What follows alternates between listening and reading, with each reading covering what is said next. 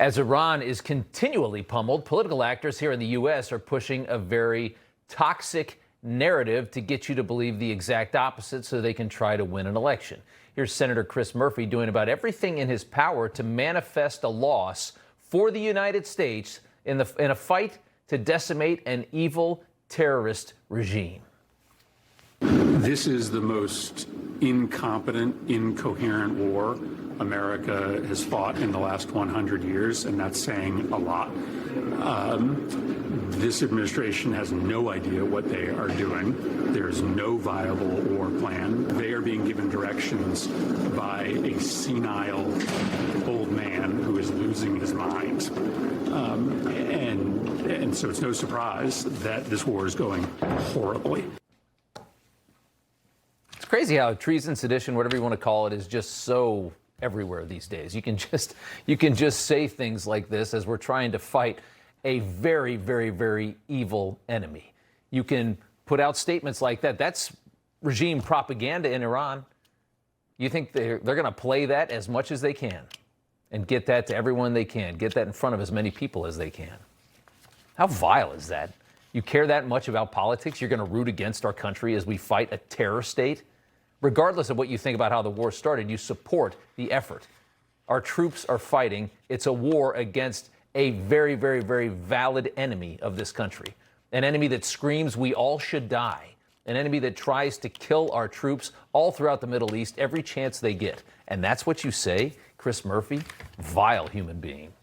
Naturally, CNN also attempting to push the same narrative. It's been less than 2 weeks, and since Iran is not yet a functioning democracy, that means we're failing, I guess, in their eyes, because it's been, 12, 13 days?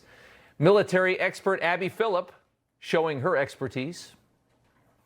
At this moment, there's no indication that the regime has been weakened or that they have You don't changed. think Iran's been weakened? All of the reporting out there from within the administration is that they recognize that the regime has not, they have not shifted away from the Islamic Of course regime. not. They're religious fanatics. Seriously, where's the evidence that the Iranian regime has loosened its grip over the country? No indication that Iran has been weakened. The regime in Iran has been weakened at all. Where you been for the last 13 days? Scary. Doesn't take much to get a job at CNN these days, though.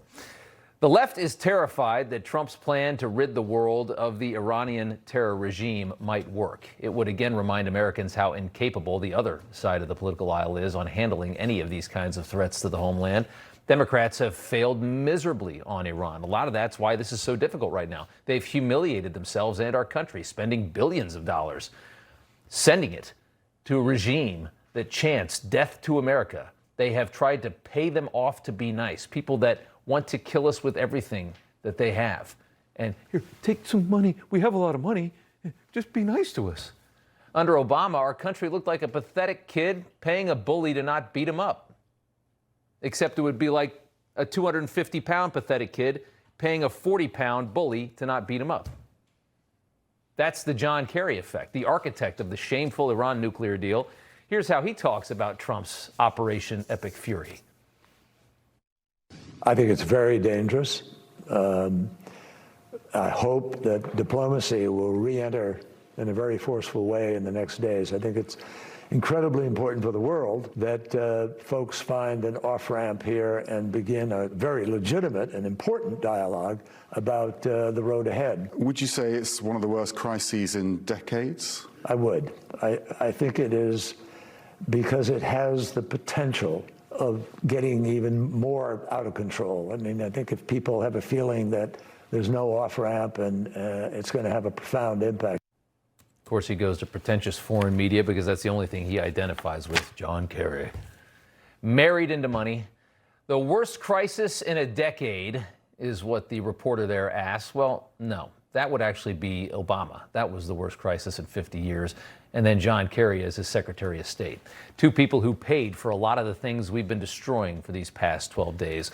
Never forget that so many of the weapons that have injured and killed our troops were paid for by Obama and John Kerry. They handed them the money to do the deed.